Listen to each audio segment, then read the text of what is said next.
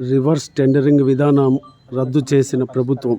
Reverse tendering విధానాన్ని రద్దు చేస్తూ రాష్ట్ర మంత్రివర్గం నిర్ణయం తీసుకుంది. ఇకపై పాత విధానంలోనే టెండర్లు పిలిచే ప్రతిపాదనకు ఆమోదం తెలిపింది. పోలవరం ఎడమ కాలువ పనుల పునరుద్ధరణకు గ్రీన్ సిగ్నల్ ఇచ్చింది.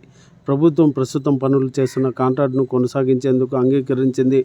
పట్టాదారు పాస్బుక్లపై జగన్ బొమ్మ తొలగిస్తున్నట్లు తెలిపింది.